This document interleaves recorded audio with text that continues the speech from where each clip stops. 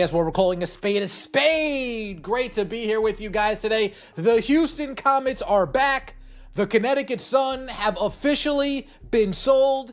And after months of rumors and speculation, we are expecting an official statement sometime next week that the Houston Comets are returning to the WNBA, one of the most storied franchises in the league's history, after we got word Boston trying to make a move, bring the Connecticut Sun to Boston. Kathy Engelbert heard about it, and what'd she say? No. That ain't happening.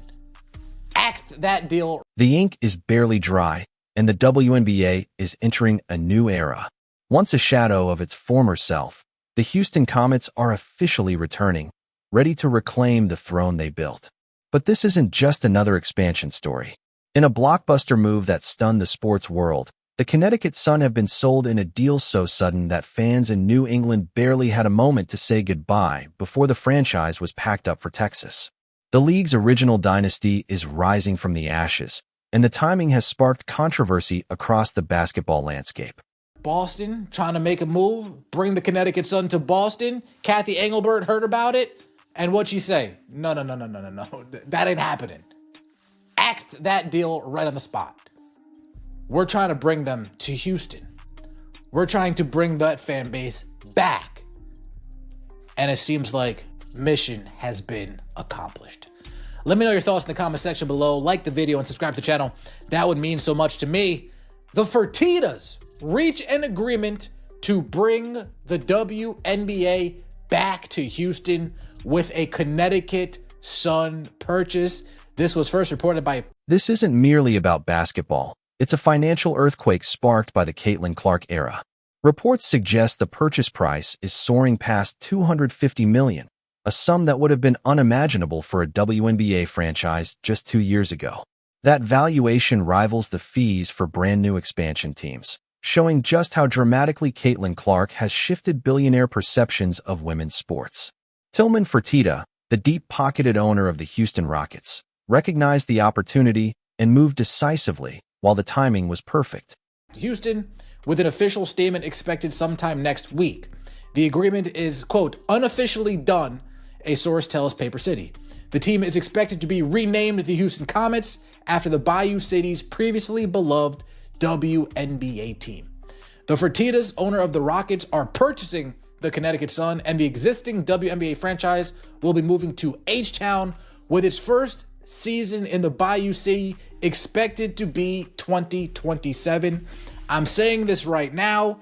Change the rules, rig the process, whatever you can do to get Juju. This is where the story takes a sharp turn. Behind the scenes, there were serious efforts to move the Connecticut Sun to Boston. A powerful ownership group was poised to keep the team in the Northeast, ready to make a move. But WNBA Commissioner Kathy Engelbert reportedly intervened with an emphatic veto. She didn't just propose an alternative. She shut down the Boston deal entirely, clearing the way for Houston to reclaim the franchise. The move suggests a carefully planned strategy to plan a flagship team in a major media market, seemingly without regard for Connecticut fans who had grown attached to their team. 27. I'm saying this right now. Change the rules, rig the process, whatever you can do to get Juju Watkins to Houston, you do it. Rig the lottery, whatever you can do to get Juju Watkins in Houston, you do it. Nothing would be bigger, other than her in LA, other than her in New York. Nothing would be bigger putting Juju Watkins as the face of the Houston Comets returning to the WNBA. Nothing. The official announcement could come as soon as next week, finally putting an end to months of speculation and hushed rumors circulating through WNBA arenas. The transition is being executed with meticulous precision, relocating one of the league's most consistent winners to a city-long starve for professional women's basketball since 2008. On the court, the Sun have been dominant, but their business performance in one of the league's smallest media markets couldn't match the massive potential of a Houston revival, driven by the current surge in viewership and fan enthusiasm. would be bigger. The Comets will practice in the Rockets' new training facility and play at Toyota Center. No longer do they practice at the YMCA. No longer are they practicing on one side of the court and then there's a 10-year-old birthday party taking place on the other side of the court. They're going to get a legitimate training center, a legitimate practice facility, an actual professional setup. Not the kindergarten setup that they've been having to deal with lately. And playing at the Toyota Center. A big boy arena. A professional. Once the relocation is official, the Sun name will be retired. The franchise is being reborn as the Houston Comets, a name that carries legendary weight in women's basketball. This was the league's first true dynasty, the team that dominated the WNBA's early years with 4 straight championships. Reviving that brand isn't just a nod to nostalgia. It's a strategic move to leverage a legacy that still resonates with fans nationwide. The Comets set the gold standard, and Tillman Fertitta is betting big that the old magic hasn't faded. Of $250 million, which exceeds the recent WNBA expansion franchise prices and should satisfy the sale goals of Sun ownership. In addition to owning the Rockets, Fertitta is currently the U.S. ambassador to Italy, but the billionaire's ties to Houston go back many years, including the previous iteration of the Comets, and it seems that made an impact. From 97 through 2008, the Comets were Houston's original WNBA franchise, led by iconic names such as Cynthia Cooper, Cheryl Swoops, and Tina Thompson. The Comets won the league's first 4 titles in 97, 98, 99, and 2000. But fan interest gradually waned as the team... Tillman Fertitta isn't just another buyer. He's a billionaire with deep roots in Houston and strong ties to the NBA. As the owner of the Rockets and a former U.S. ambassador, he has the political influence and financial clout to succeed where others couldn't. Fertitta has been eyeing a WNBA comeback for years, but the numbers only began to make sense after the league's popularity surged this past season. This isn't merely a purchase of a team. It's a strategic acquisition of a flagship asset for his Houston sports empire.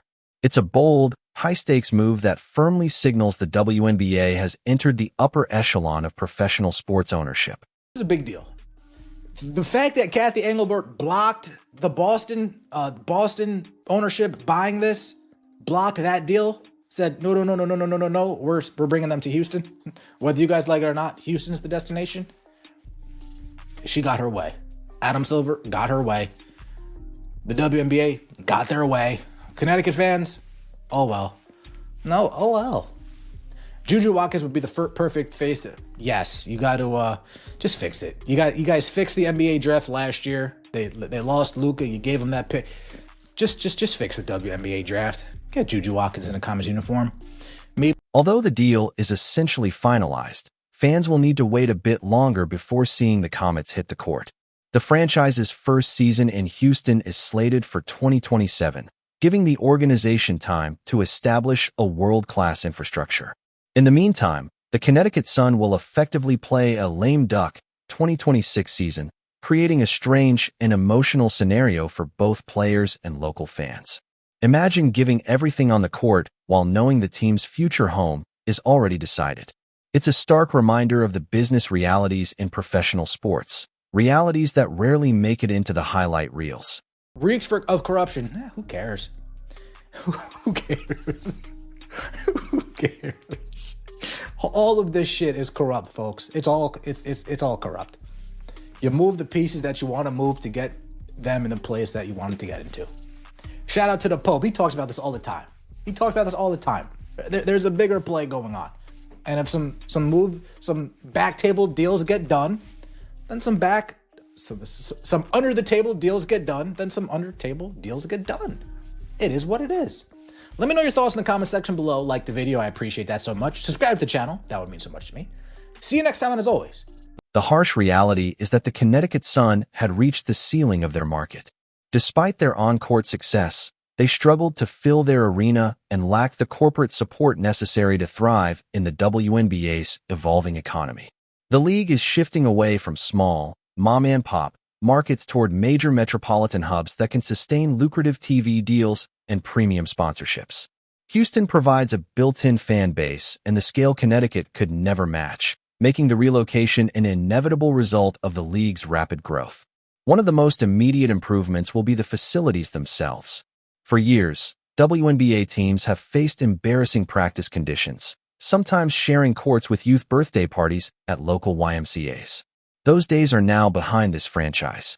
The returning Comets will now have access to the Rockets' brand-new, state-of-the-art training facility and will host their home games at the Toyota Center.